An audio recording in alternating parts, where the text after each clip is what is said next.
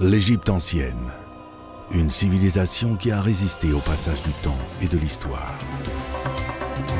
Un peuple qui a révolutionné le cours de l'humanité avec ses grandes découvertes. Il y a des milliers d'années, les Grecs et les Romains étudiaient déjà le mystère des grandes pyramides. Et encore de nos jours, le charme magique et les secrets de ce peuple demeurent intacts. Des découvertes, de la magie, de l'aventure. En exclusivité pour nous, Zahi Hawass, archéologue mondialement connu, nous révèle les dernières découvertes stupéfiantes de la civilisation égyptienne. En sa compagnie, nous visiterons des sites qui n'ont jamais été montrés auparavant. Nous découvrirons des fouilles qui ne sont pas encore achevées. Nous pénétrerons dans des passages souterrains et des tunnels non explorés. Un voyage fascinant dans les plus grands monuments que l'homme ait jamais construits. Que reste-t-il à découvrir sous le sable du désert égyptien? Quel mystère reste caché dans la vallée des rois? Qui étaient vraiment les Égyptiens? Quelles étaient leurs croyances? En quoi consistait la vie quotidienne il y a 3000 ans?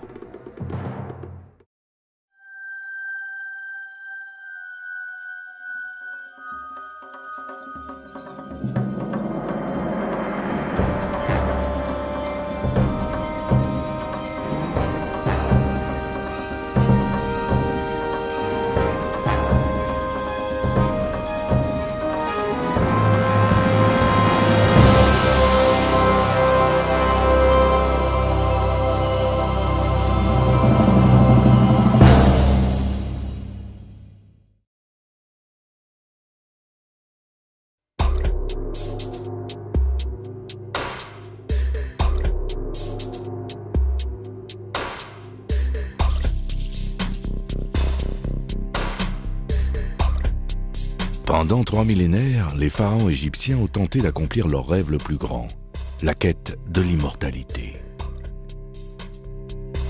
Il existait plusieurs manières d'y parvenir et chaque pharaon a choisi la sienne. Mais seul un pharaon, le plus grand de tous, les a toutes essayées.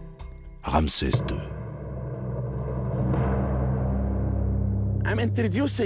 Laissez-moi vous présenter cet épisode. L'histoire d'un grand roi, le plus grand roi d'Égypte ancienne. Nous allons voir sa tombe et son temple afin de comprendre cette quête pour l'immortalité.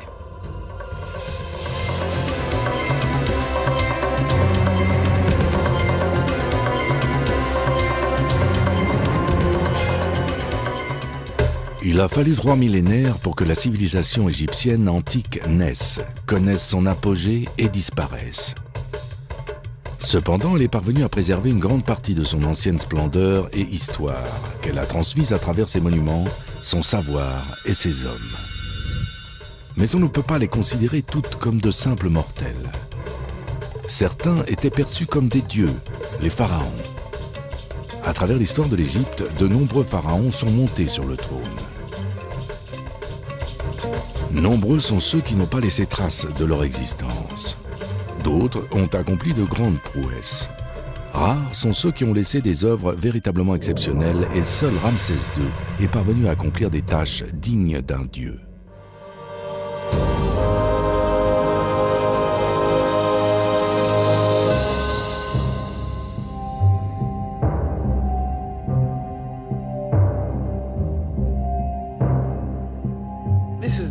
Ceci est la tombe de Ramsès II. C'est en fait la première tombe construite à l'entrée de la vallée des rois. Et cette tombe que vous voyez fait 686 mètres carrés. C'est la plus grande tombe de la vallée des rois. Cette tombe est celle d'un roi qui a régné sur l'Égypte pendant 66 ans. Ramsès II est mort âgé, à environ 90 ans, en 1213 avant notre ère. Comme était la coutume pour un personnage aussi important, il s'est fait construire une tombe digne de son rang, un lieu pour conserver son corps pour l'éternité.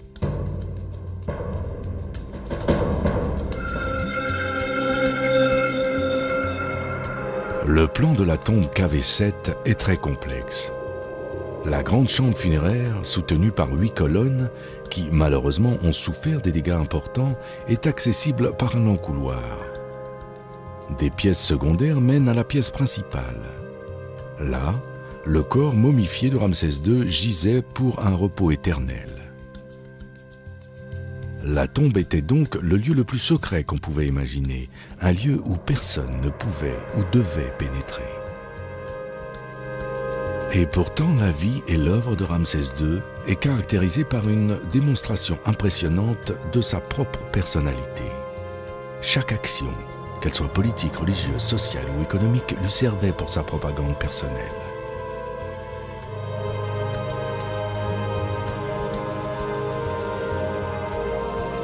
Un exemple, le temple d'Abou Simbel, commandé par Ramsès II pour valoriser sa propre personnalité et intimider les populations au-delà des frontières sud de l'Égypte.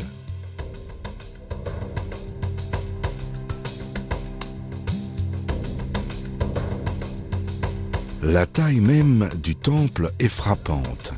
La façade à elle seule mesure 33 mètres de haut et 38 mètres de large, et elle est mise en valeur par 4 énormes statues de Ramsès assis de plus de 20 mètres de haut chaque. Mais le temps fait son œuvre. Au fil des siècles, le temple fut oublié et recouvert de sable, où il resta sans être dérangé jusqu'en 1813, date à laquelle l'explorateur suisse Jean-Louis Burckhardt le redécouvre. C'est l'Italien Giovanni Belzoni qui, en 1817, commence à dégager le sable qu'il recouvre et qui trouve l'entrée.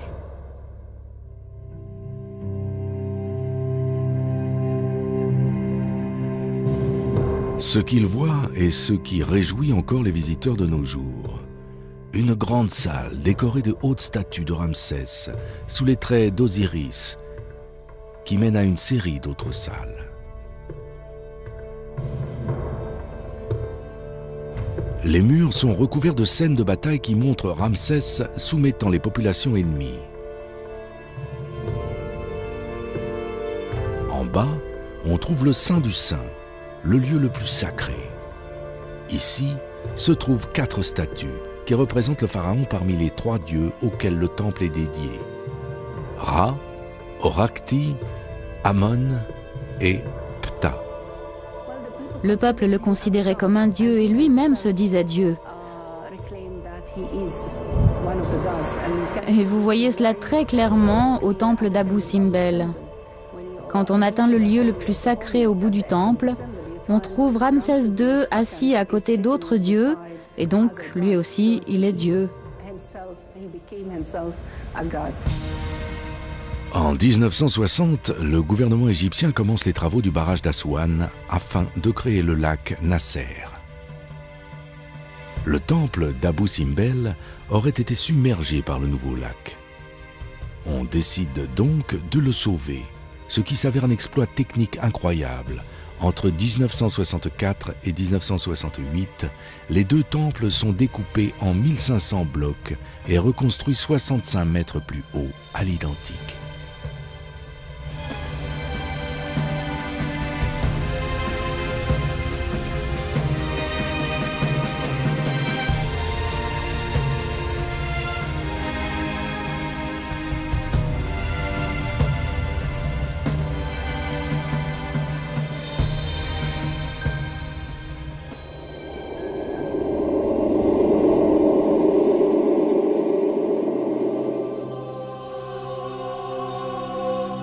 Avant de déplacer les temples, on avait soigneusement étudié l'orientation afin qu'entre le 22 février et le 22 octobre, le soleil levant illumine la base des statues. Une fois les travaux achevés, ce phénomène a lieu maintenant une journée plus tôt. Les salles sur le côté sont décorées de nombreuses images de Ramsès II, ainsi que de celles des divinités principales du panthéon égyptien.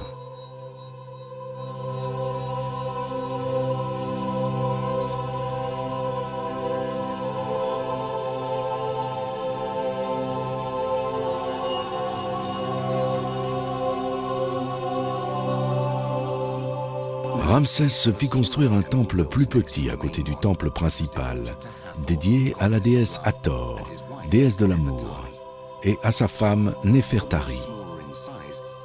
Bien que de taille plus modeste, ce temple est extrêmement important.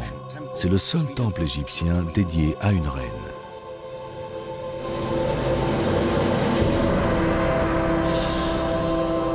Néfertari était la première femme royale de Ramsès II et celle qu'il aimait le plus.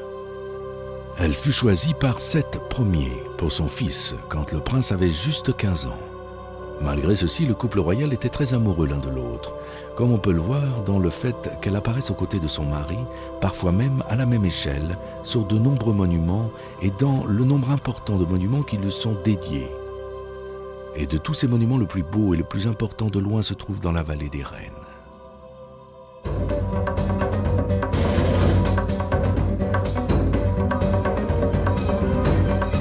Ce wadi désertique est la vallée des Reines, un des lieux de sépulture royale du Nouvel Empire. Ramsès II a utilisé cette vallée pour y enterrer sa mère adorée Tiye, ainsi que pour y enterrer certaines de ses épouses royales. De toutes ces tombes, la plus belle est de loin celle de la première reine, la préférée, Néfertari.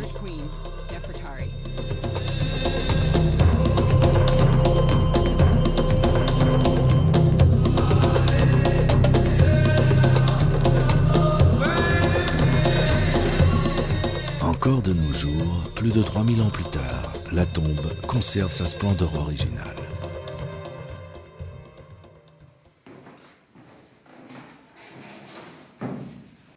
La tombe de Néfertari est considérée par de nombreuses personnes comme la plus belle tombe de la nécropole thébaine. Et personnellement, je la trouve véritablement incroyable. Néfertari était l'épouse la plus importante des 8 femmes principales de Ramsès II. Elle l'a épousé avant qu'il ne monte sur le trône. Et jusqu'à sa mort, dans la 25e année du règne de son mari, elle était son épouse principale.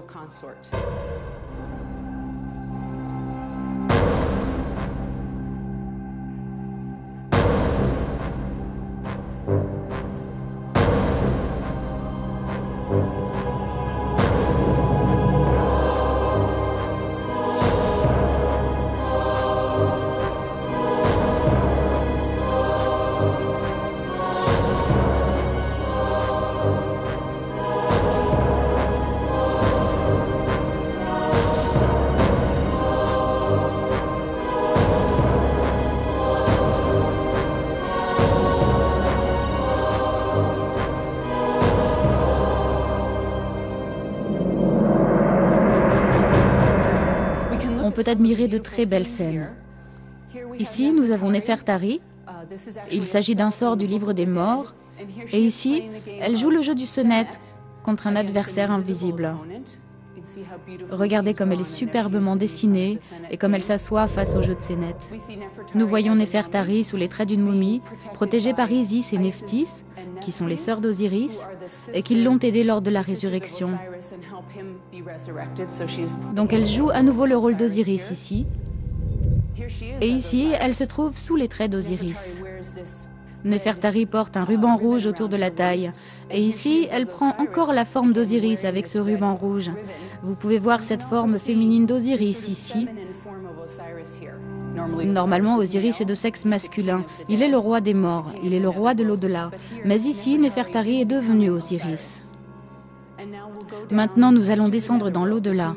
La tombe elle-même est la représentation de l'au-delà. Nous descendons donc dans ce monde.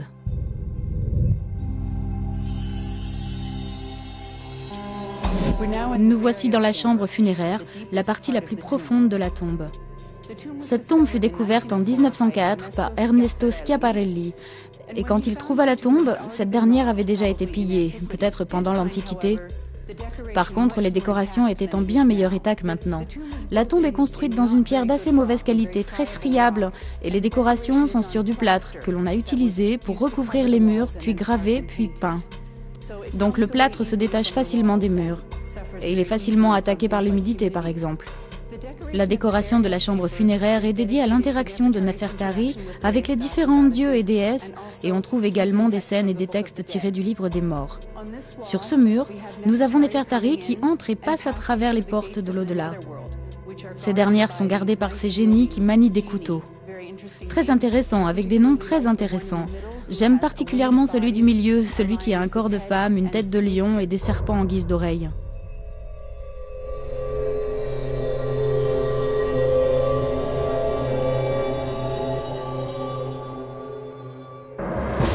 La décoration de cette pièce adjacente est très bien conservée et vaut vraiment la peine d'être admirée. Ici, nous avons de belles représentations de Nefertari et de toute une série des dieux les plus importants du panthéon égyptien.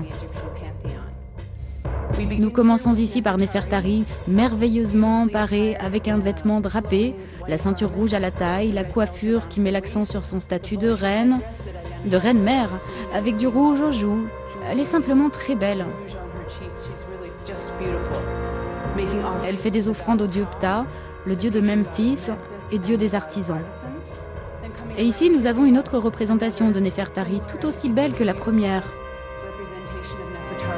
Ici, elle se trouve avec le dieu Thoth, dieu de la sagesse et de l'écriture. Ici, sur le mur du fond, nous avons de très belles scènes de Nefertari qui fait des offrandes aux autres dieux.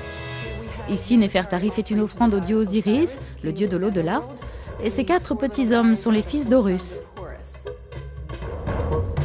Et ici, nous avons Nefertari qui fait des offrandes, le même type de table d'offrande au dieu Aton, le grand créateur, le dieu d'Héliopolis, qui porte la couronne de l'Égypte unifiée. Et jetez également un œil à la cartouche de Nefertari. Son nom est inscrit dans l'ovale, comme le nom d'un roi. Dans les temps les plus reculés, seul le nom du roi pouvait être indiqué sur la cartouche, cet ovale qui symbolise l'éternité. Mais à l'époque de Nefertari, les noms des reines importantes pouvaient également être indiqués dans les cartouches. Donc ici sur le mur latéral et sur cet autre mur, nous avons une image de Nefertari qui vénère les vaches célestes et un taureau. Et ici nous avons une des scènes les plus intéressantes de la tombe.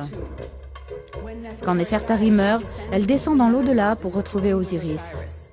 Puis, à l'heure la plus sombre de la nuit, Nefertari, Osiris est rejoint par Ré, et ensemble, à l'aube, ils renaissent et ressuscitent, et la création recommence à nouveau. Et cet être est protégé par Isis et Nephthys, que l'on peut identifier par les noms qu'elle porte au-dessus de la tête.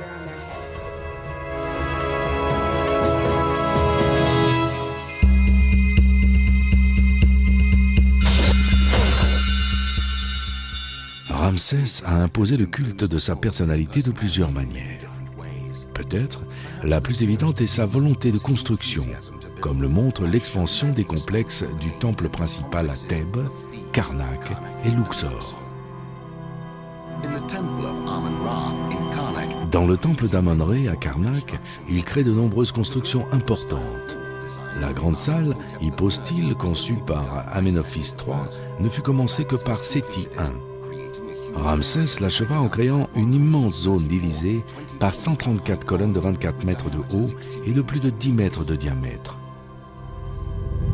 Puis, il décora les murs de cette salle avec des bas-reliefs qui célébraient sa personnalité et ses exploits militaires.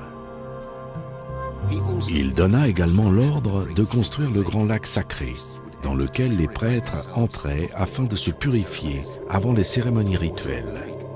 L'eau du lac provient du Nil et offre une représentation symbolique de l'océan primordial dans lequel, selon la religion égyptienne, le monde est né.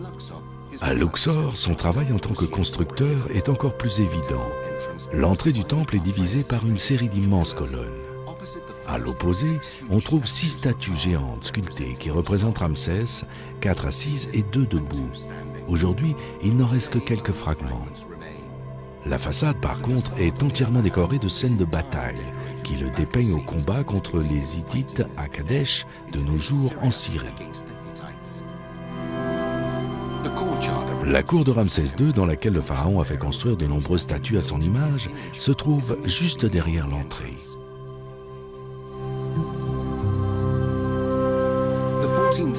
La mosquée du XIVe siècle d'Abou el-Hagag fait face à la cour. Et on a fait récemment une découverte très importante dans la mosquée. En juillet 2007, il y eut un grand feu à l'intérieur de la tombe d'Abu el-Haggag. Et de ce côté de la tombe d'Abu el-Haggag, nous étions certains qu'il y avait quelque chose à l'intérieur de la tombe car elle fut construite en partie au-dessus de la cour de Ramsès II.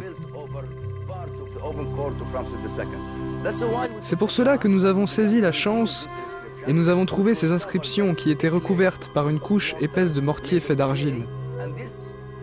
Et ceci a aidé à conserver les bas-reliefs et les scènes sculptées à l'époque de Ramsès II que personne n'avait vu depuis cette époque jusqu'à ce qu'elles soient complètement mises à jour en février dernier.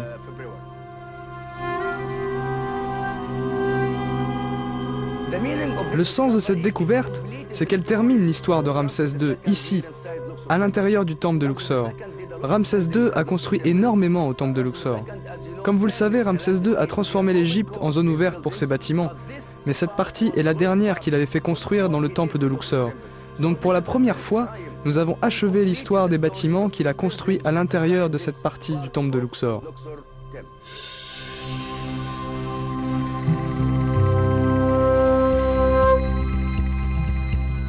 Mais Ramsès, le bâtisseur, fit bien plus. Il créa de nombreux chefs-d'œuvre marqués de cartouches qui portent son nom et des monuments décorés de statues qui montrent ses triomphes. Le meilleur exemple de ces idéaux est le Ramesséum.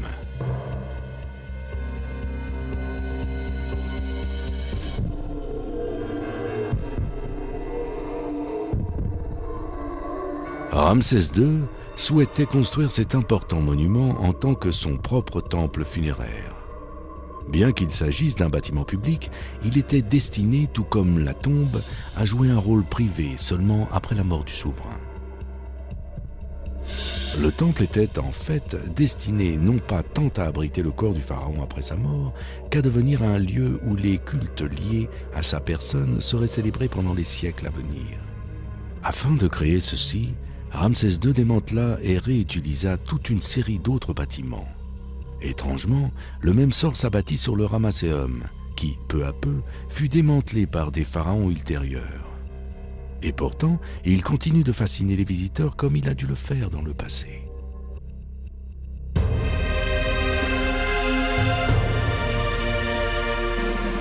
Quand je viens dans ce lieu, même la nuit, je sens l'histoire.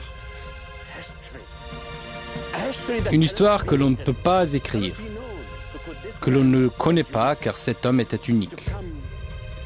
Venir ici et s'asseoir à côté des statues de Ramsès II de près de 1000 tonnes, vous imaginez? On a découpé les blocs de pierre à Aswan, dans du granit. Puis ces blocs sont venus par le Nil jusqu'ici. Nous pouvons imaginer comment la quête des Égyptiens anciens pour l'immortalité transformait tout pour servir cette architecture d'exception.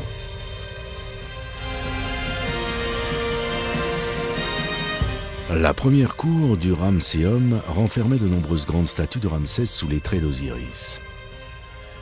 Aujourd'hui, malheureusement, un grand nombre de ces statues ont été endommagées, tout comme l'énorme statue assise du pharaon. Elle mesurait à l'origine 17 mètres de haut, ce qui montre précisément comment Ramsès II célébrait le culte de sa personnalité avec des travaux grandioses.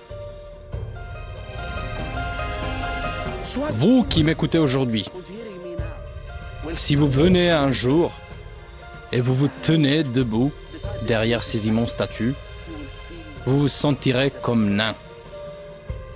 Vous contemplerez ce temple et vous comprendrez la quête pour l'immortalité de Ramsès II. Ramsès II encouragea également la diffusion de son image et de ses travaux à travers des actions importantes. Le pharaon était né autour de 1300 avant Jésus-Christ à Avaris, une ville aux traditions anciennes, et c'est là, pendant les premières années de son règne, qu'il décida de construire une nouvelle capitale, Pi-Ramsès. Il ne reste aujourd'hui presque rien de cette grande ville. Et ce qu'il en reste est enterré dans une zone utilisée aujourd'hui en tant que terre agricole. Le nom signifiait « demeure de Ramsès » et ce lieu fut la demeure de Ramsès jusqu'à sa mort. Mais pourquoi Ramsès II voulait-il construire une nouvelle ville au milieu du delta, si loin de tous les centres principaux du pouvoir d'Égypte ancienne?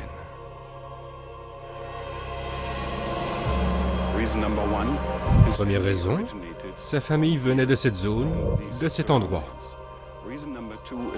Deuxième raison, une raison politique. Il voulait, ainsi que ses partisans, gagner du pouvoir au Moyen-Orient proche, c'est-à-dire de nos jours la Syrie et la Palestine. Troisième raison, et raison essentielle, la raison économique. Il voulait faire du commerce sur les routes loin vers le nord, sur terre et sur mer, et il y avait d'excellentes connexions vers ces routes. Aujourd'hui en Turquie, en Grèce ou vers l'Est, même vers l'Afghanistan et au-delà.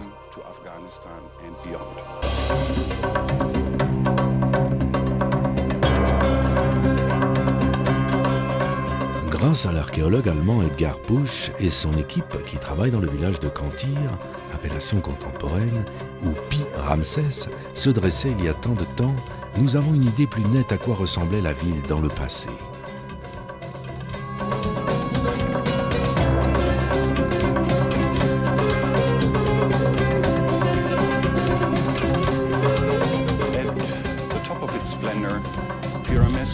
À son apogée, Pi-Ramsès était une des plus grandes villes du monde, si ce n'est la plus grande.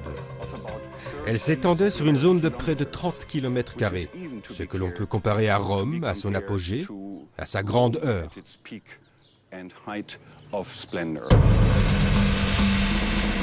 La majorité des matériaux utilisés pour construire Pi-Ramsès furent désassemblés et réutilisés lors de la construction d'une nouvelle ville, Tanis. La raison derrière ce choix était essentiellement religieuse. Les prêtres d'Amon, le principal dieu selon la cosmogonie thébaine, étaient contre ceux de Seth, dont le pouvoir était concentré dans la zone ouest du delta.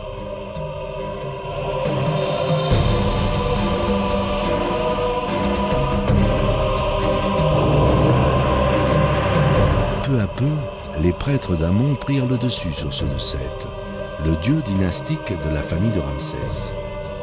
On décida donc de détruire Pi-Ramsès et de créer une nouvelle capitale avec ses matériaux, Tanis.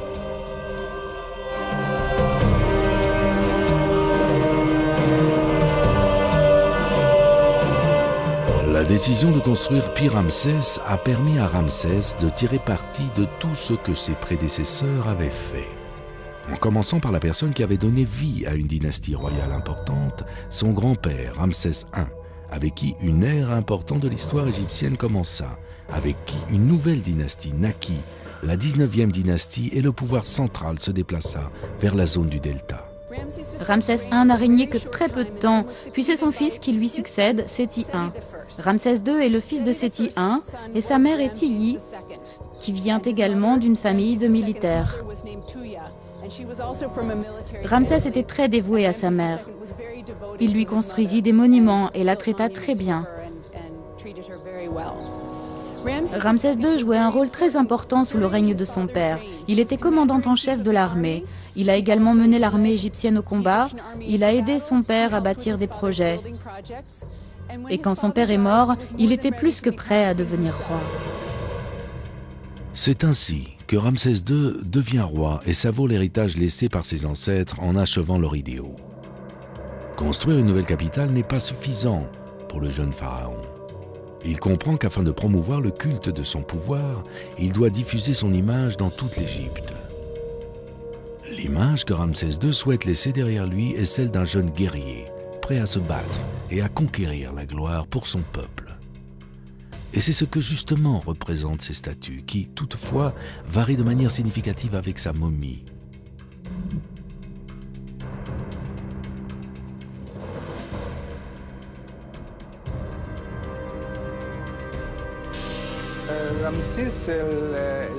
Par chance, la momie de Ramsès II, qui est mort à environ 90 ans, fut redécouverte et est encore disponible pour établir des comparaisons entre la symétrie de ces statues et le roi lui-même.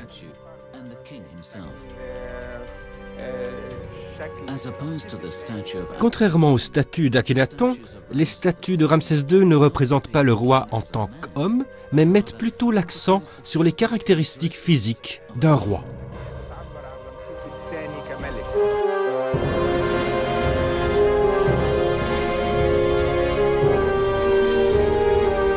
Mais un roi a de lourdes responsabilités. Ramsès II est à la hauteur des tâches qui lui incombent. Il garantit la paix à son peuple et n'hésite pas à déclarer la guerre quand besoin est. Les principaux ennemis sont les Hittites, auxquels il fait face lors de la bataille de Kadesh.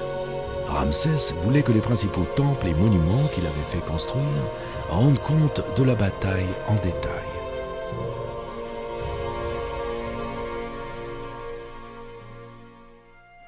À partir des bas-reliefs du Ramséum, Karnak et en particulier Abou Simbel, on peut reconstituer les étapes principales de la bataille.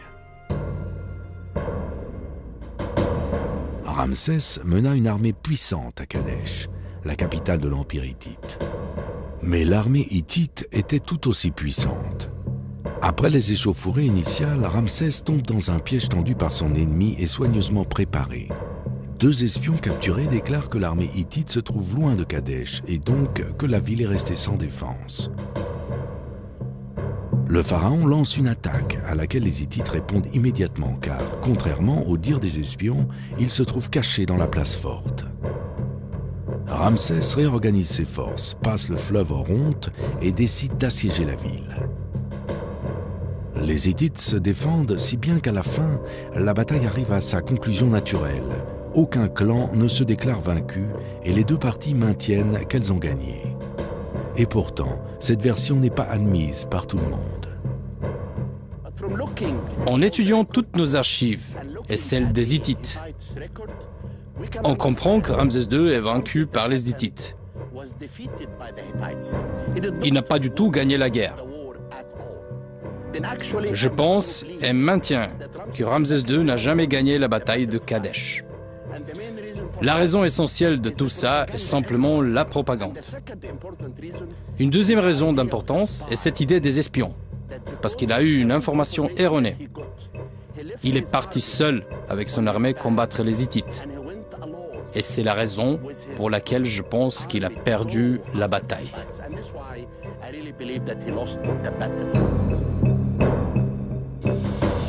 Ce que nous savons, c'est que de part et d'autre, une fois admise l'impossibilité de la victoire, ils ont décidé de faire alliance contre un ennemi commun, les Assyriens.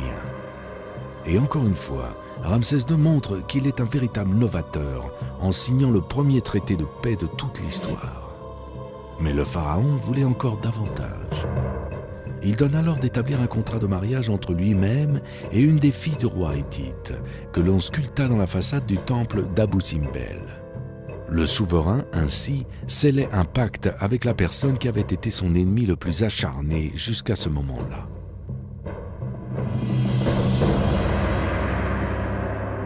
La fille du grand chef, Hatti, après avoir traversé l'Égypte, fut amenée devant Sa Majesté. Sa Majesté vit qu'elle avait un doux visage tel celui d'une déesse. Il donna l'ordre que son nom soit épouse du roi, Mahat Or Neferu Ré, que longue soit sa vie. À Saqqara, une équipe menée par l'archéologue Alain Zivi, qui effectue des fouilles dans l'ancienne nécropole de Memphis, a fait une découverte extrêmement importante. La tombe d'une personne étroitement associée au traité de paix entre les Égyptiens et les Hittites. Le propriétaire de la tombe. Qui était le propriétaire de la tombe? Quelle est la signification de cette tombe? Qu'apporte-t-elle de nouveau? Énormément de choses en fait, énormément, car nous avons une indication très importante. Nous avons 2 noms et des titres. Nous avons le nom que l'on peut lire, dont on peut discuter. Il s'agit de celui qui est né de 2 dieux, Horus et Seth. Et je suis longtemps resté perplexe, très longtemps, jusqu'à ce que nous fassions la découverte d'un autre nom, Parakhnoua. Et nous savons également de sources hittites, avec la correspondance diplomatique trouvée à Bogaskoy, qui est la ville principale des Hittites, c'est-à-dire à Tuza en Anatolie, de nos jours en Turquie, pas très loin d'Ankara. Et dans cette correspondance diplomatique, les Hittites parlent plusieurs fois d'un envoyé pharaonique royal, d'un envoyé égyptien, d'un messager, d'un ambassadeur. Nous l'appelons ambassadeur, qui s'appelait Paraknawa. Il s'agissait juste d'un nom. Et puis un jour, j'ai compris. Parce que je connaissais cet homme. Le propriétaire de la tombe était également un ambassadeur royal. Nous sommes à l'époque de Ramsès II. Nous le voyons dans la cartouche. Paraknawa est ici. Et j'ai compris. Voici la tombe de Paraknawa, mentionnée par les Hittites. Ramsès II s'est avéré être un homme politique habile et un guerrier de grande valeur. Il créa des ouvrages pour l'éternité. Il aimait son peuple, qui le lui rendait bien, et à sa mort, il laissa un royaume prospère, en paix. Ce qui mena son héritier, Merenptah, à la tâche difficile, voire impossible, de devoir soutenir la comparaison.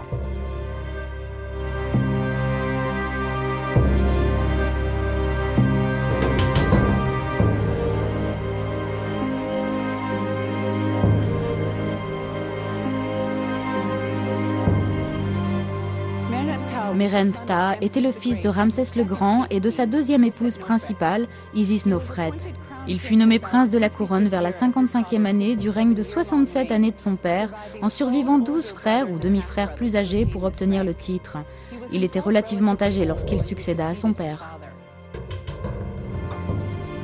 Après avoir attendu de nombreuses années et être enfin monté sur le trône, Merenptah se trouva confronté à une tâche impossible. Soutenir la comparaison avec son père. Et il échoua et ne fut l'égal de son père qu'en une seule chose, sa tombe. Merenptah mourut environ 10 ans après son accession au trône et fut enterré dans cette énorme tombe, une des plus grandes de la vallée des rois. La grande chambre funéraire est accessible par un long couloir profond qui contient encore le grand sarcophage en albâtre qui contenait la momie du pharaon, aujourd'hui conservée au musée égyptien du Caire. Merenptah était un des 100 enfants que les sources attribuent à Ramsès II. La célébration de la personnalité de Ramsès II et son but ultime d'atteindre l'immortalité se poursuivrait, bien évidemment, avec ses descendants. Et Ramsès comprit cela mieux que quiconque. Et pourtant, cette grandeur lui apporta également une grande douleur. Ayant régné jusqu'à l'âge de presque 90 ans, il vit un grand nombre de ses enfants mourir avant lui. C'est peut-être la raison pour laquelle il décida de construire une tombe dans laquelle conserver les restes mortels de ses enfants dans une tentative de leur garantir également l'immortalité. Nous sommes ici dans une des plus grandes tombes de la vallée des rois, la KV5. Comme nos collègues américains qui effectuent les fouilles ici le déclarent, Ramsès II planifia de construire cette tombe pour ses fils. Comme nous le savons, Ramsès II avait plus de 100 fils et filles. Mais pour la plupart de ses fils, nous n'avons pas trouvé leur tombe jusqu'à présent. C'est pour cela qu'on pense que Ramsès II conçut et construisit cette tombe pour le repos éternel des corps de ses fils.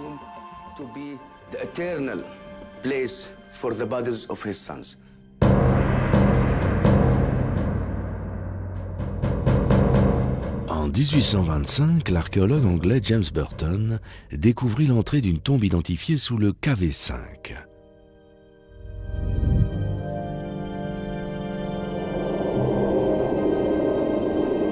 L'intérieur de la tombe, cependant, était dans un tel état que l'archéologue, après avoir visité juste quelques pièces, pensa que la structure n'avait aucune valeur. La tombe fut alors oubliée pendant plus de 150 ans. C'est seulement en 1989 que l'archéologue américain Kent Weeks redécouvrit l'entrée et entama des fouilles systématiques en profondeur. Après des années de recherche difficiles, en 1995, il fit une découverte importante. Pendant que lui-même et son équipe creusaient dans la chambre principale, appelée chambre 3, il passa au travers d'un tas de gravats pour se retrouver dans un corridor de plus de 60 mètres de long, avec de nombreuses pièces qui ouvraient sur les côtés. Cette découverte est considérée comme la plus importante depuis celle de Toutankhamon.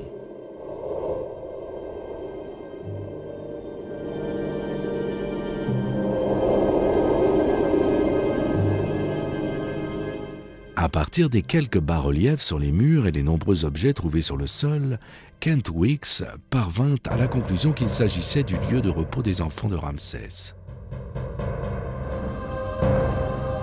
Un point de vue que tout le monde ne partage pas tout à fait. Cette tombe est la plus grande de la vallée. Elle demeure un grand mystère. Il reste beaucoup de choses à y découvrir. Elle nécessite davantage de restauration et de fouilles. C'est pour cela que je pense qu'il s'agit d'un grand mystère associé à la vallée des rois. Personne ne sait exactement ce qui est arrivé aux momies qui se trouvaient dans la tombe KV5. Peut-être ont-elles été volées ou détruites. D'autres ont peut-être été déplacées afin de mieux les préserver et d'empêcher les pilleurs de tombes de les atteindre. Comme ce fut le cas de la momie de Ramsès II. On la retrouva en 1881 dans une cachette secrète à Der el-Bahari, près du temple de la reine Hatshepsut, où d'autres momies royales avaient été cachées. Le corps du pharaon avait probablement été placé là peu après sa mort.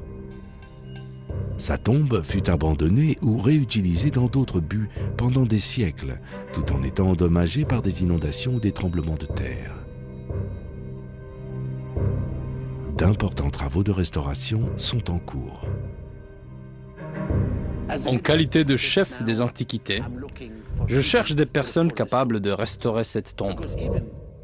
Car il y a de très petites scènes que l'on peut voir sur cette tombe et elle conserve encore le parfum du plus grand roi de l'Égypte ancienne, Ramsès le Grand.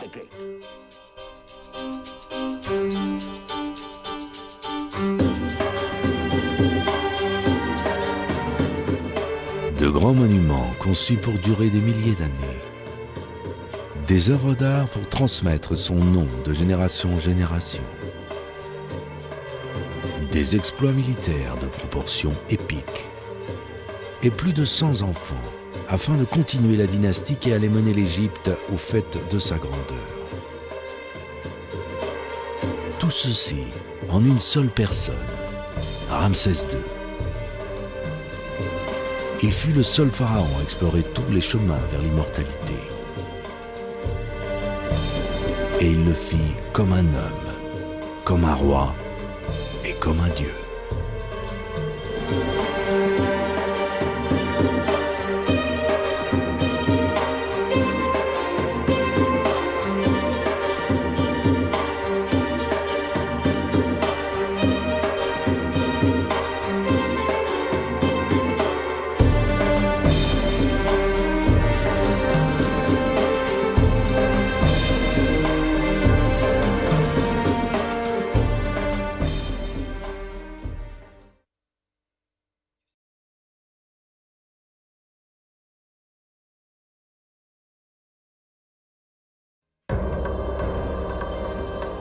Est et ouest.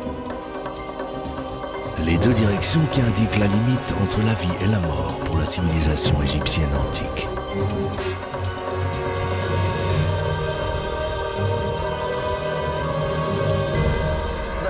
Le Nil est source de vie en Égypte. Il était également source de vie pour l'Égypte ancienne.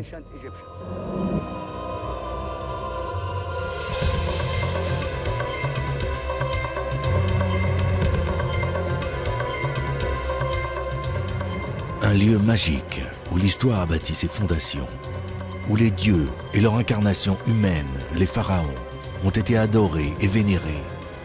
3000 ans d'histoire concentrée dans un espace de 5000 km². Le culte d'Amon, le dieu invisible. La fondation, l'apogée et la déchéance des temples les plus majestueux de la civilisation humaine, Karnak et Luxor. Entrez dans le lieu élu de Hatshepsut, comme les Égyptiens anciens l'appelaient, c'est-à-dire temple de Karnak. Un long fleuve qui sépare les vivants des morts. Le Nil, qui coule du sud vers le nord, a déterminé l'axe général de la Terre pour l'Égypte ancienne. La trajectoire du Soleil, d'est en ouest, croisait la ligne terrestre et définissait ainsi l'univers divin. Ra, le Soleil, était considéré comme la manifestation essentielle de l'énergie créative de la vie. Selon la tradition égyptienne, la rive ouest, où le soleil se couche, est le lieu de la régénération nocturne de Ra. C'est là que les Égyptiens construisirent leur nécropole. Inversement, la rive est de la rivière, là où le soleil se lève, est un lieu privilégié pour accueillir l'activité humaine et un lieu d'excellence pour le culte.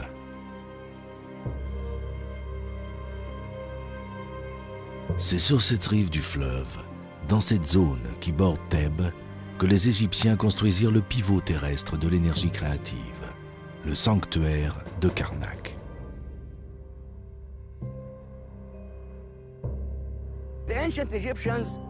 Les anciens Égyptiens rattachaient la rive ouest aux défunts, ou à la mort, car ils voyaient le soleil se lever à l'est pour se coucher à l'ouest. Ils ont donc placé leur tombe à l'ouest, et tout ce qui était lié à la vie quotidienne, en particulier la religion, se trouvait à l'est.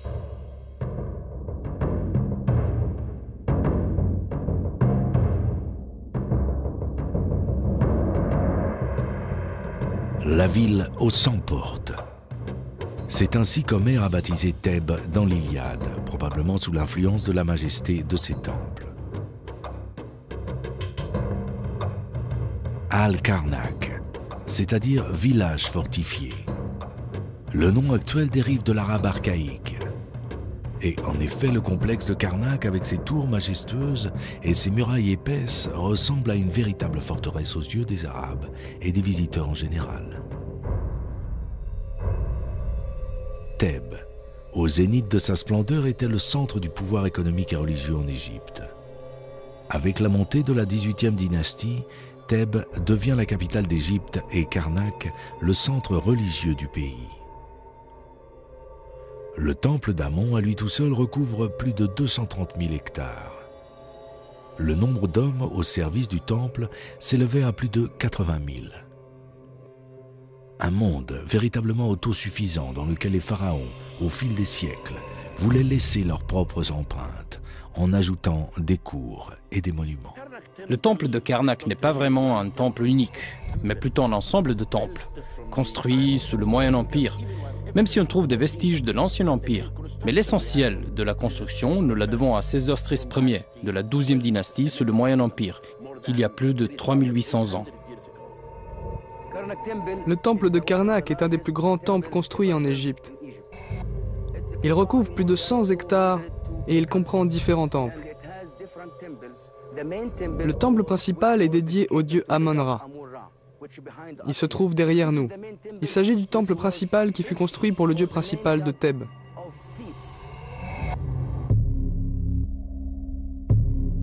Le temple de Karnak est dédié à 3 divinités. Amon-Ra, roi des dieux, Mout, sa femme, et Khonsu, leur jeune fils. Les 3 divinités ensemble forment la triade thébaine.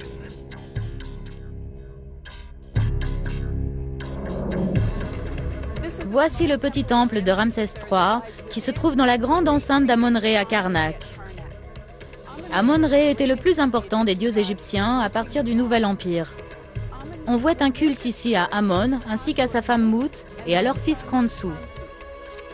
Mout était une déesse mère. Son nom est écrit avec le signe du vautour, ce qui signifie mère en égyptien. Khonsu était un dieu lunaire, principalement responsable de garder la trace du temps avec le dieu de la sagesse Thoth.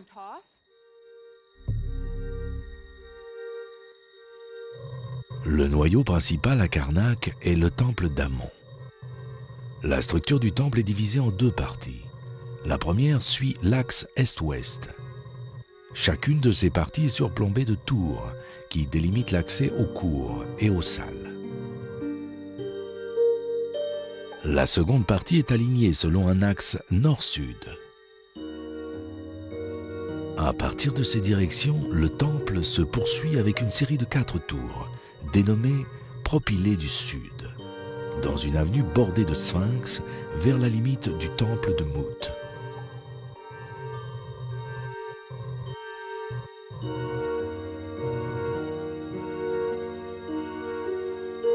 Le noyau original du temple est délimité par les 4 tours et la salle des festivités ou encore Ak-Menu. Le sanctuaire est un temple composé de salles avec une structure télescopique qui devient de plus en plus étroite afin que le visiteur porte son attention sur la statue d'Amon. La signification du complexe dans son ensemble est d'être un temple dédié au dieu Amon. Les Égyptiens anciens appelaient ce temple Temple Per Amon, ce qui signifie en hiéroglyphe pays ou lieu d'Amon. Il l'appelait également Ipsetsut, ce qui signifie lieu élu.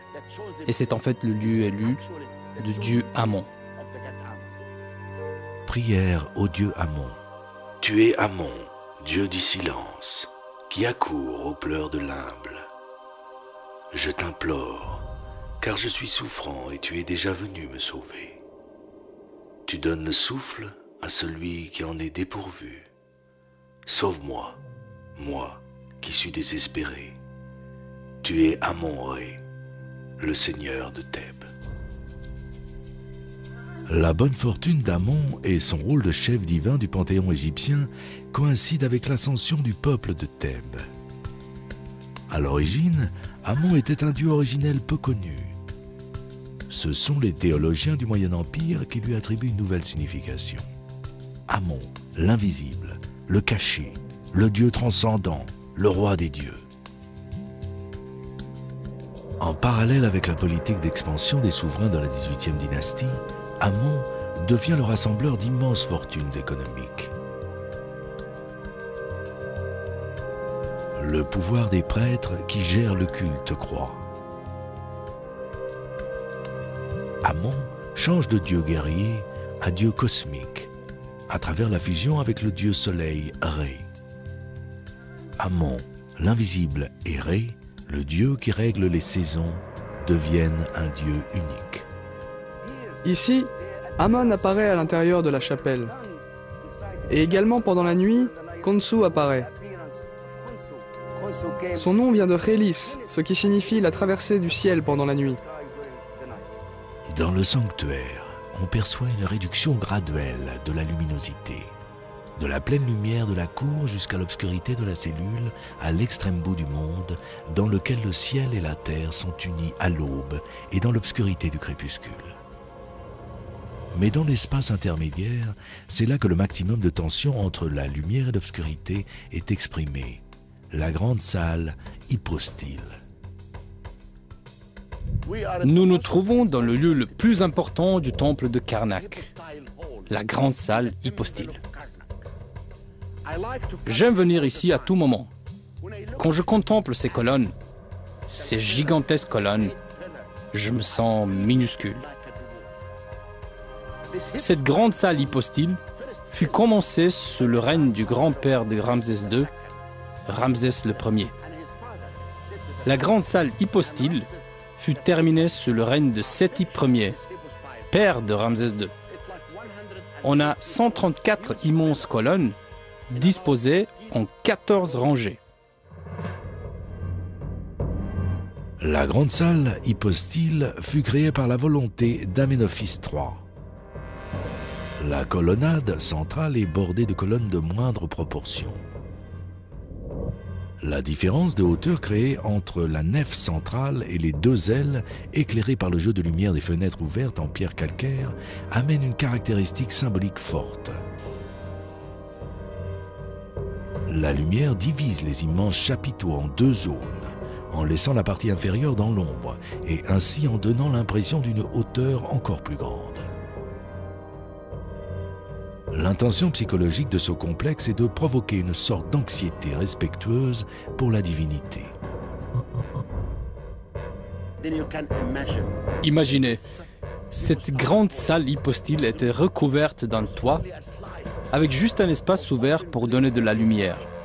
C'était incroyable. Vous visualisez?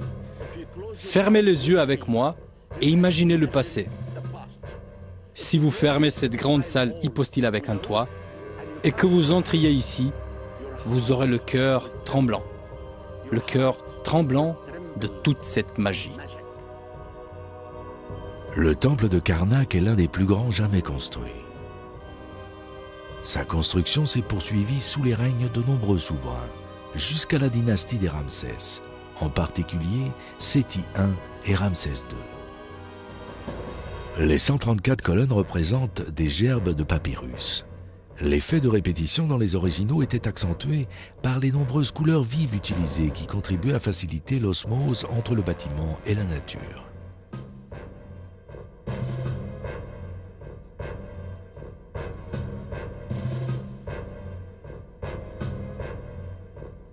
Les 12 colonnes centrales de la nef centrale, de 22 mètres de haut, à bac compris, se terminent par un chapiteau en forme de fleur de papyrus ouverte avec un bourgeon fermé. L'alignement de la nef centrale souligne la fonction de passage dans le sanctuaire. Un autre axe, perpendiculaire au premier, partage l'espace en moitié et, grâce à 2 portes, met la cour en communication avec le temple de Mout. Si le monde est un chaos, le temple en est le centre dans lequel l'ordre des choses est établi. Afin d'y parvenir, la protection du Dieu doit être assurée.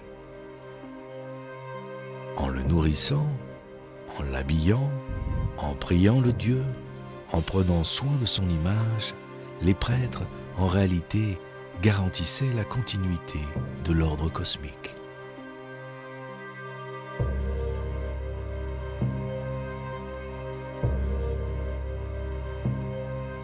Je me trouve devant le lac sacré du complexe d'Amon-Ré à Karnak. Selon le mythe de la création égyptienne, le monde avant la création était un lieu empli d'obscurité et d'eau, et ce lac en est une représentation symbolique dans le complexe du temple de Karnak, et il représente le cosmos comme un des lieux de l'ordre originel où la création naquit. Ce lac était également très important dans la vie du temple. De nombreux égyptologues pensent que les prêtres venaient ici à l'aube faire leurs ablutions rituelles avant d'aller vaquer à leurs activités quotidiennes au temple.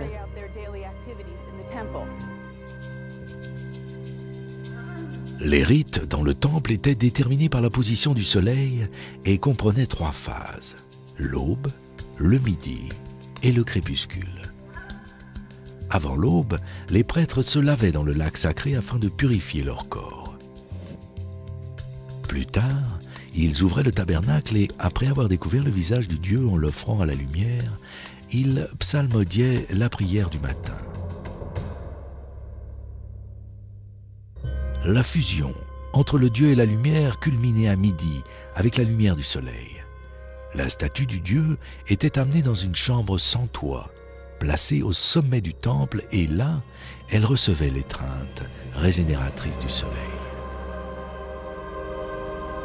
À Karnak, ce rite avait probablement lieu dans une des pièces de l'Akhmenou, auquel on a accès maintenant au moyen d'un escalier qui commence à l'angle sud-est de cette pièce. Il s'agit d'un bâtiment séparé, construit par Thutmosis III. Son cœur est une cour avec une structure de basilique qui se développe sur 40 mètres, 5 ailes et la nef en hauteur qui repose sur des colonnes de pierre. Une structure innovante pour son époque, étudiée avec soin pour les festivités du jubilé, la fête du Hedsed, le renouvellement du pouvoir royal du pharaon. Cette zone est destinée aux festivités pour le roi. Ce fait est attesté par la liste des souverains situés à l'entrée, les décorations des 2 chapelles situées au nord et dans la pièce éclairée à la lumière du jour.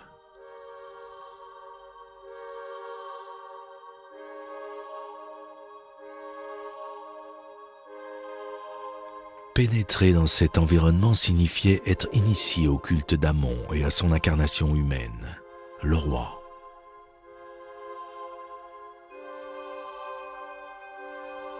L'accès même au sanctuaire se fait à travers un passage de 85 cm plus haut par rapport au niveau général du temple et contribue à la signification mystérieuse du culte. Une fois entré dans le sanctuaire, on se trouve face à un complexe dans lequel ressort le dénommé jardin botanique. Des reliefs qui montrent des plantes, des fruits et des animaux exotiques que Thutmose III avait trouvés pendant la 25e année de son règne en Syrie. Les 4 colonnes à fascicules sont la représentation symbolique des points cardinaux. Le monde entier est représenté devant son démiurge, Amon-Ré, dont la chapelle secrète peut se voir entre les 2 colonnes centrales.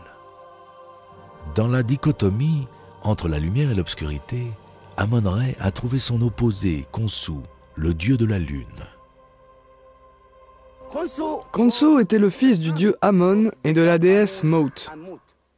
Et ici, dans ce complexe, on a construit un temple séparé pour ce dieu.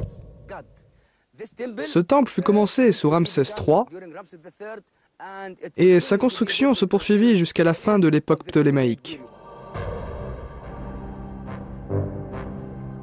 Le sanctuaire consacré à Khonsu fut construit par Amenophis III, probablement en agrandissant une chapelle préexistante.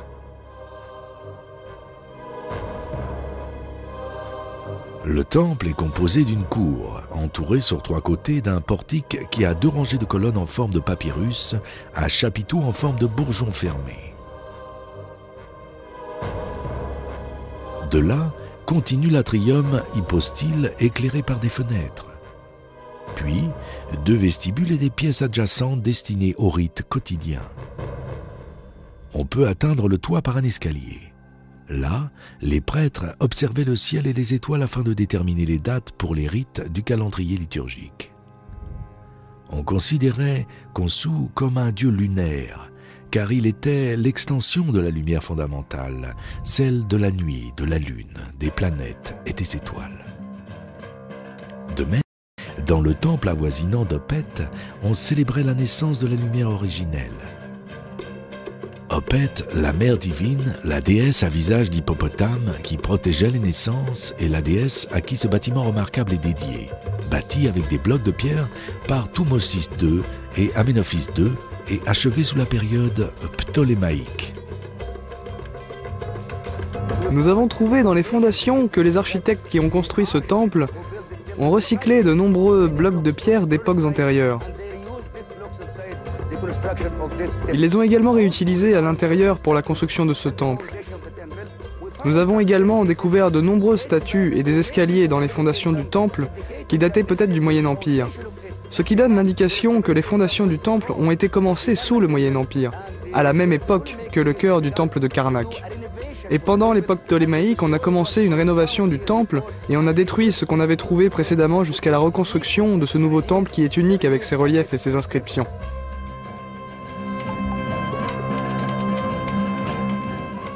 Le temple est composé d'un vestibule et d'environ 12 salles consacrées à un culte mystérieux.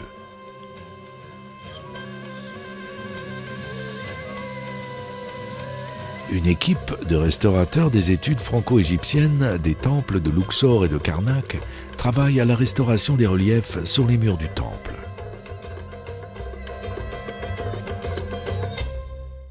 Nous sommes ici dans la chambre nord d'Opet, du temple d'Opet, où nous sommes venus travailler il y a environ 2 ans. Nous avons commencé par cette salle, car elle est peut-être plus symbolique que les autres. Elle montre la résurrection d'Osiris, que vous voyez ici. C'est cet homme allongé sur son lit qui va faire un enfant à Isis.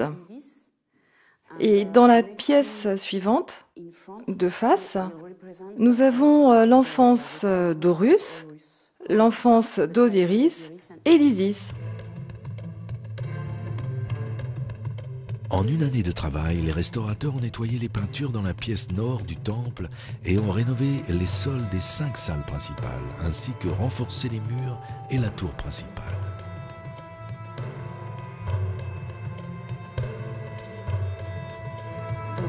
Le travail s'est effectué en 2 temps. Le travail de nettoyage d'abord, avec des nettoyants chimiques, puis dans une deuxième partie avec des nettoyants mécaniques. Pour les nettoyants chimiques, on a utilisé des compresses de carbonate d'ammonium et de cellulose fondue. Et pour la partie mécanique, on a utilisé des micro-décapants au sable. Et vous voyez la différence. On peut voir des zones témoins. L'état d'origine des murs était vraiment noir, comme au plafond. Et sur cette partie de mur là,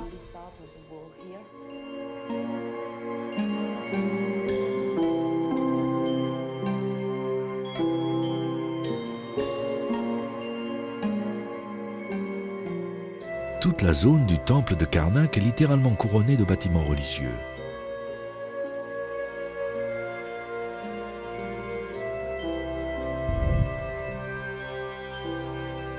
Mis à part l'enceinte du temple de Montou et du temple de Mout, dont on a peu de restes de nos jours, on trouve dans la zone ouest le temple de Ptah, que Thoutmôsis III avait construit. Le sanctuaire est divisé en 3 chapelles décorées de reliefs du pharaon. La chapelle centrale est dédiée à Ptah, le dieu de la terre. Celle à droite à la déesse à tête de lionne, Sekhmet, épouse de Ptah. Et la dernière chapelle était utilisée pour le couronnement du roi.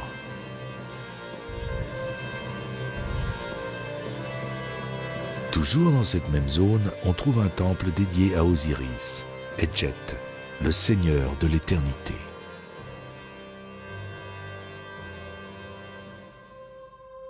Nous nous trouvons dans un des lieux les plus sacrés, à l'intérieur de l'enceinte du temple d'Amon-Ré. Ici, dans la chapelle du dieu Osiris Edjet, ce qui signifie le dieu Osiris, seigneur de l'éternité. Cette chapelle fut commencée sous la 25e dynastie et on peut voir des scènes importantes ici. La déesse épouse d'Amon qui offre 2 bols, ce que nous appelons en égyptologie les vases Nou au dieu Amon. Et à nouveau, en parallèle à cette scène, une autre scène pour le dieu Amon, ici avec son long sceptre ouas. Et en bas de cette scène, on voit la même reine qui offre 2 cestrums au dieu Amon. Et derrière, un des plus importants symboles architecturaux de la religion d'Égypte ancienne, on aperçoit la porte éternelle pour le dieu Osiris. On voit les 7 portes que les Égyptiens anciens représentaient dans cette chapelle. Pénétrer dans le temple de Karnak équivaut à faire un voyage dans le temps.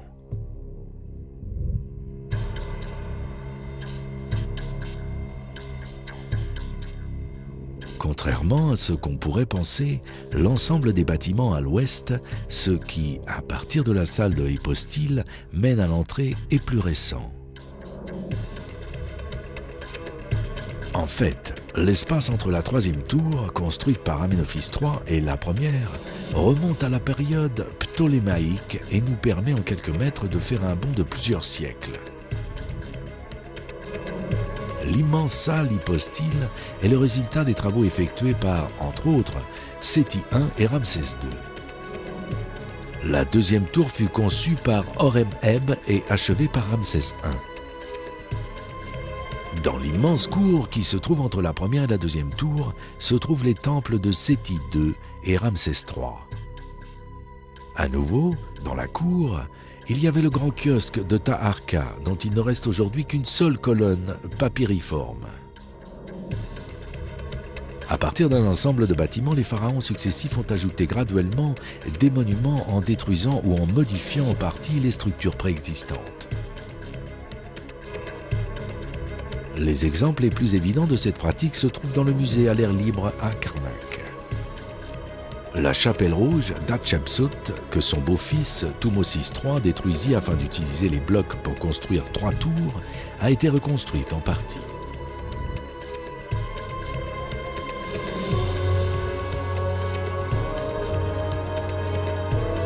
La chapelle est remarquable par sa couleur rouge, due à l'utilisation de blocs de quartzite taillés.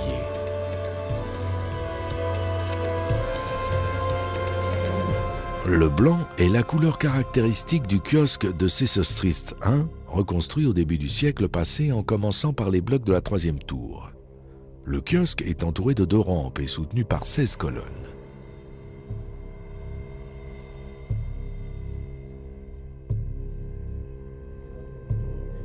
C'est un des bâtiments les plus anciens qui a survécu à Karnak.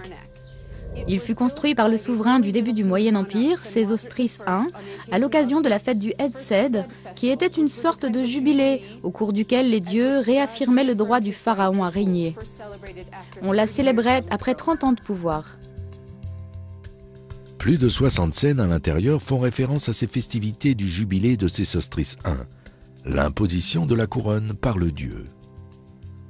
Le kiosque de Sesostris I a en réalité une fonction précise. C'est un des lieux où reposait la barque sacrée. C'est en fait prévu pour une barque, une sorte de lieu où s'arrêtait la barque sacrée.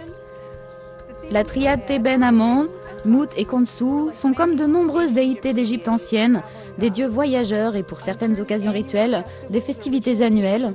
Ils sortaient de leur sanctuaire et ils voyageaient hors du temple, dans le pays. Pour faire cela, on utilisait des barques, de grandes barques de cérémonie, dans lesquelles l'image divine était placée et cachée, car elle voyageait hors du temple. À Thèbes, les barques de procession, portées sur les épaules des prêtres, renfermaient la statue sacrée de la triade thébaine que l'on transportait du temple de Karnak au temple voisin de Luxor dans un voyage à forte signification symbolique.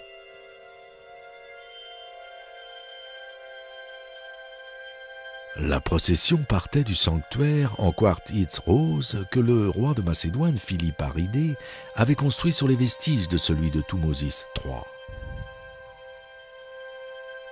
Au centre de cette chambre se trouve un bloc de granit sur lequel on plaçait la barque sacrée. Le dieu Amon vit dans cet Ipetsut, c'est-à-dire le lieu élu, c'est-à-dire le temple de Karnak-Per-Amon, le lieu d'Amon. On le place sur cette barque sacrée. Les prêtres tiennent la barque, avec à l'avant le grand prêtre, et le navire vogue vers le sud, sur le Nil, jusqu'à ce qu'il rende visite à sa femme Mout, au temple de Luxor. Ceci signifiait la fertilité pour les Égyptiens anciens. La barque était portée par les prêtres sur leurs épaules, et souvent ils voyageaient sur l'eau, ainsi que sur la terre, ou juste sur l'eau, mais on pouvait poser les questions aux oracles, et les réponses écrites se trouvaient de chaque côté de la barque. On faisait pencher la barque pour obtenir la réponse exacte, et c'est ainsi que la question à l'oracle recevait une réponse. Chaque année, à l'occasion de la fête d'Opet, la statue du dieu Amon quittait le sanctuaire de Karnak et on la portait lors d'une procession vers la chapelle sud, le temple de Luxor. Cette même procession pouvait s'organiser de 2 manières. Soit sur terre, la barque qui quittait la cellule tournait à gauche en direction du sud et se dirigeait vers le temple de Luxor.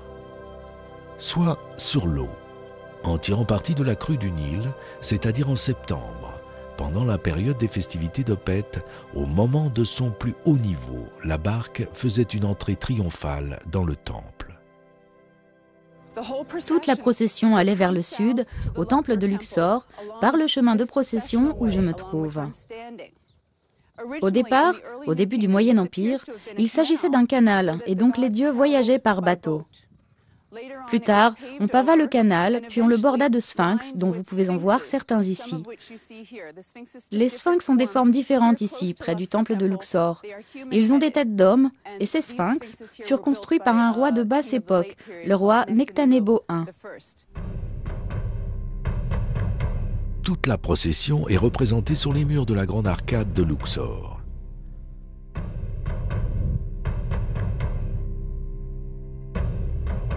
Sur les rives du Nil, les prêtres, les soldats, les danseurs, les musiciens accompagnent la barque en courant dans les rues.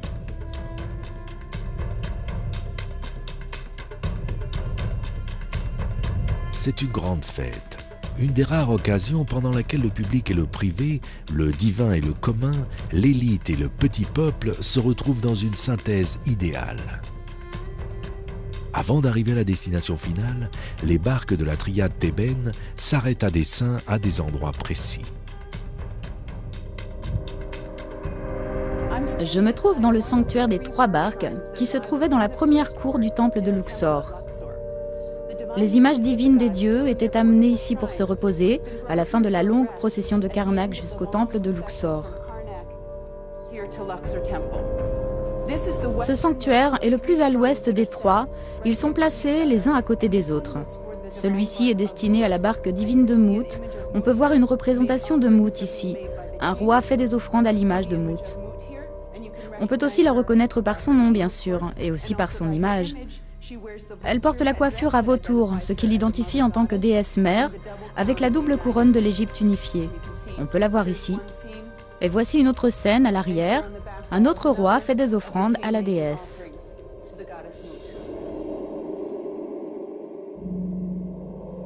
On évitait la mort à travers la conception de la vie.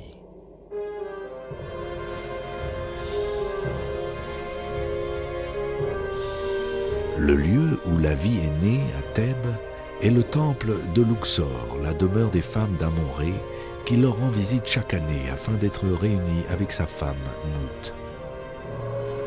Amon-Ré prend l'apparence d'Amon-Min, un homme ityphalique dont les attributs sont le même couvre-chef qu'Amon et le fouet à la main.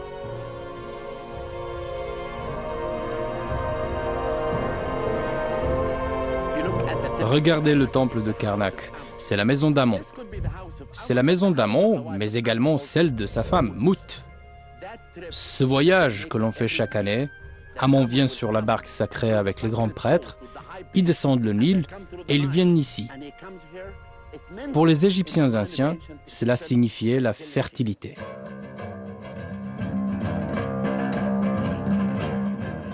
Ipet Reshut, c'est-à-dire harem du Sud.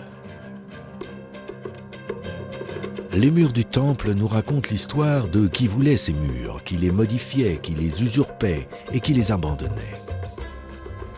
Le premier noyau du sanctuaire remonte à la 12e dynastie. Mais c'est seulement sous Amenophis III et Ramsès II que le temple de Luxor prend son aspect caractéristique définitif. La plupart de ce que l'on voit aujourd'hui est l'œuvre du roi du Nouveau Royaume, Amenophis III, du Saint des Saints, des salles à l'arrière, toute une série de sanctuaires et d'autres salles dans la cour d'Amenophis III jusqu'à la colonnade de procession. La grande cour à l'avant et les pylônes qui font face au temple sont l'œuvre de Ramsès II qui a changé l'axe de cette cour afin que la trajectoire de la procession mène directement à Karnak.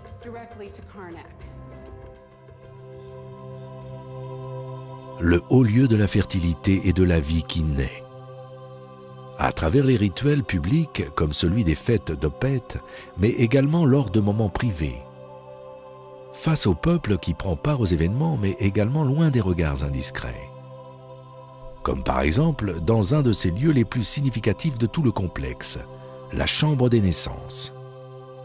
Dans ce lieu situé à l'extrémité du temple, on célèbre la naissance divine du roi, le mariage sacré qui unit Amon et la reine et donne à l'Égypte son guide sacré, le pharaon. Je me trouve dans la salle de la naissance d'Amenophis III au temple de Luxor. Un concept important dans la théologie royale égyptienne est que le roi est le fils du dieu Amon-Ré. Et on vénère ici Amon sous sa forme génitrice. C'est Amon qui engendre le nouveau roi. Les scènes ici, sur le mur ouest de la pièce, nous racontent l'histoire dans une série de vignettes le long du mur et en haut. L'histoire commence ici, dans le coin, où Amon-Ré choisit la femme qui portera son prochain enfant.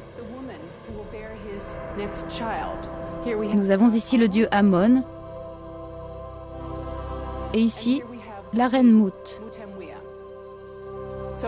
En fait, il choisit la reine d'Égypte aisément, car elle est identifiée par le roi Thoth dans la scène suivante. Et ici Thoth, on le reconnaît à sa tête d'ibis, mène le dieu Amon dans le palais royal, dans la chambre de la reine.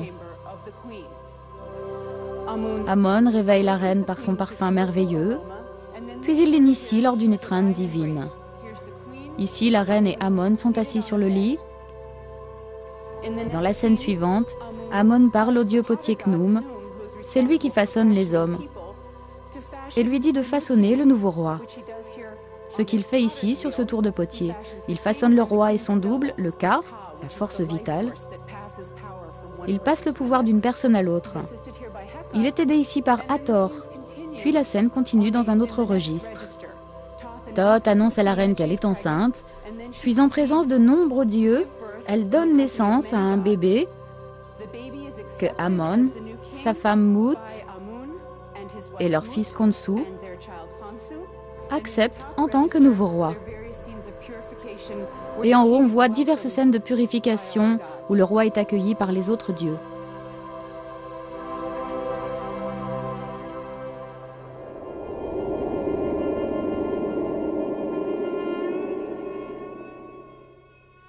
La zone la plus à l'intérieur du temple, celle dédiée par Aménophis III au culte des dieux, a connu quelques modifications au fil des siècles.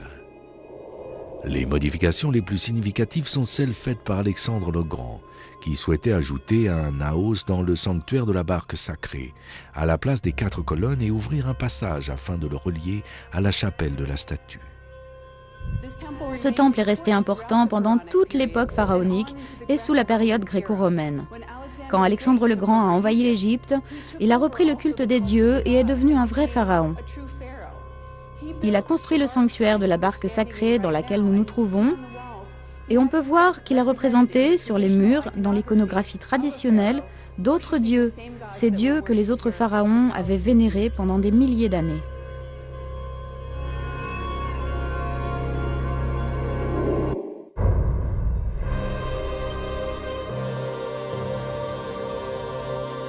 Le temple de Luxor est un des rares témoins de la stratification historique. Après la domination grecque, on trouve des traces de la période romaine sur les fondations. La chambre, qui précède le sanctuaire de la barque sacrée, contient des restes de peinture qui remontent, en toute probabilité, à l'époque de Dioclétien.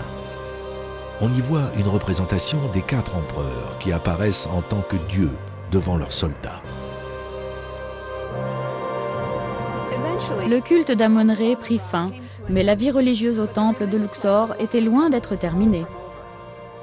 Pendant l'époque romaine, on transforme cet espace en temple pour la cour impériale. Les salles à l'arrière sont fermées et recouvertes de fresques. Tout le temple est fermé en devenant, en partie, une caserne romaine. Sous l'ère chrétienne, on y construit un certain nombre d'églises autour et à l'intérieur du temple. L'une d'entre elles peut encore être admirée de nos jours dans la grande cour de Ramsès II. Au-dessus de cette église, on construit une mosquée du XIIIe siècle de notre ère, la mosquée Abou al-Agag.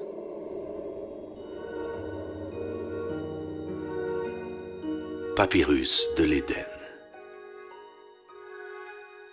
L'eau et la terre se trouvaient en toi dès le commencement. Puis vint le sable qui encercle les champs et leur créa leur place. Puis la terre fut créée.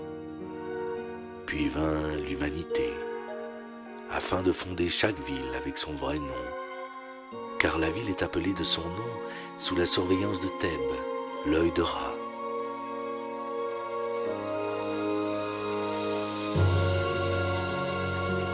Toutes les villes sont dans son ombre, afin d'être magnifiées grâce à Thèbes.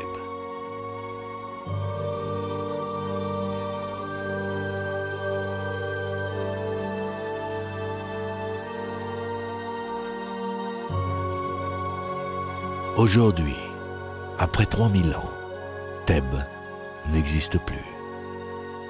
À l'est du Nil, dans ce qui fut considéré comme la ville des vivants, se trouvent les temples de Karnak et de Luxor. Les Égyptiens les avaient construits en tant que centres religieux. Plus tard, les peuples ont changé leur sens et leur utilisation pour les abandonner à eux-mêmes. Ce n'est qu'au siècle dernier qu'une longue phase de restauration a été entreprise afin de rendre leurs anciennes splendeurs à ces lieux. À l'ouest du Nil, la ville des morts est le siège de la nécropole de Thèbes. Le lieu par excellence du mystère, le lieu inaccessible. Si les temples sont, d'une certaine manière, publics, les tombes sont privées. Aujourd'hui, les vivants et les morts ont une destinée commune. Des marées de touristes visitent chaque année les temples et la nécropole. Le désir de savoir et de se mesurer à l'histoire a bouleversé le sens de ces lieux. Mais le mystère et la fascination qui s'en émanent demeurent intacts. Un signe que la civilisation égyptienne ne mourra jamais.